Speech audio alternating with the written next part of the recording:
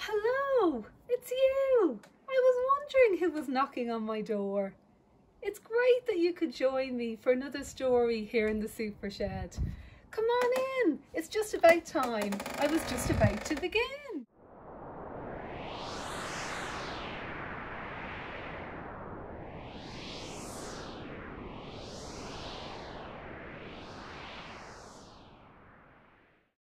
Now you're all here, it's great. I can show you some of the props that we have for our story today. We have a sign that says toys, and we have some bunting. It looks like there might be a fair or a sale of work. I see prices on the toys. I wonder, what's the most expensive toy here? Lots of teddies and dolls and even a digger. What's your favourite toy? What would you like to buy at the fair? Now, our story today is a special request for Ben and his sister Ellen. And I wonder, can you guess what story it is?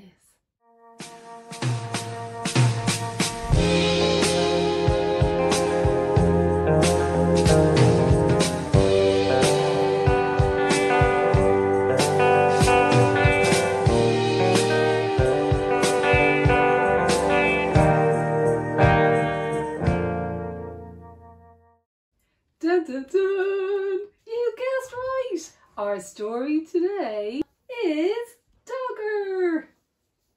Once there was a soft brown toy called Dogger, and one of his ears pointed upwards and the other flopped over.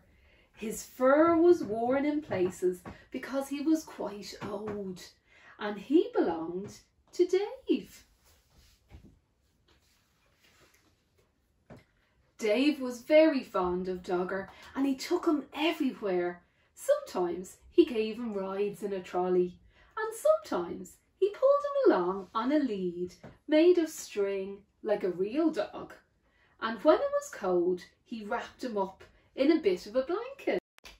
Now and again, Dave's mum said that Dogger was getting much too dirty and she showed Dave how to wash him in a bowl of soapy water. Then they hung him up by his tail on the washing line to dry. Dave's baby brother Joe liked hard toys. He liked putting them in his mouth and biting on them because he was getting some teeth.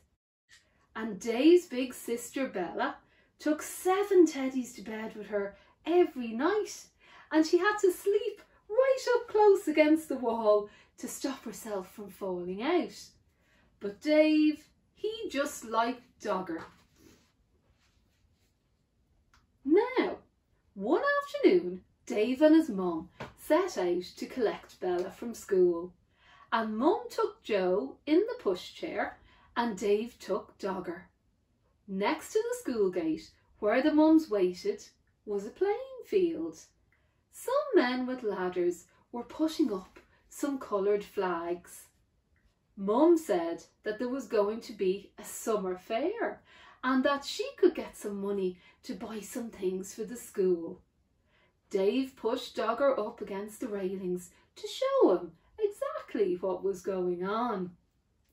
Just then the children started to come out of the school. An ice cream van came around the corner and it was playing a tune. Bella ran up with her satchel flying. "Mum, can we have an ice cream?" she asked. Mum gave her money for 2 cones. Joe didn't have a whole ice cream to himself because he was a little bit too dribbly. On the way home, Dave walked beside the pushchair, giving Joe licks of his ice cream. Joe kicked his feet about and shouted for more in between licks. At tea time, Dave was rather quiet. In the bath, he was even quieter.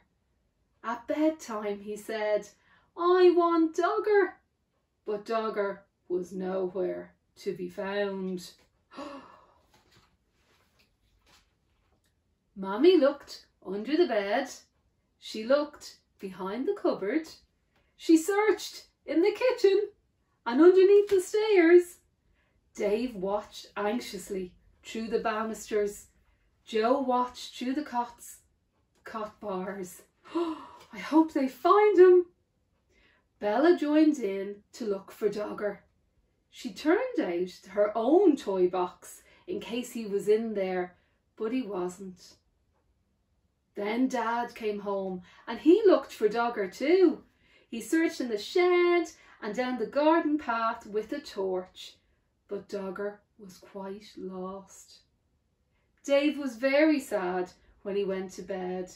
Bella kindly lent him one of her teddies to go to sleep, but it wasn't the same as having Dogger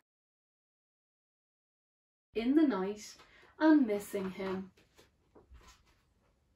The next day was Saturday and they all went to the fair in the school. The playing field was full of stalls and sideshows. There was a fancy dress parade.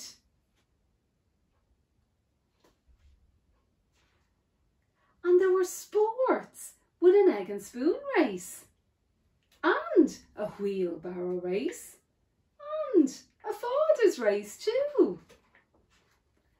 Bella was very good at races. She won the three-legged race with her friend Barbara. Wouldn't you like to go in for a race? They asked Dave.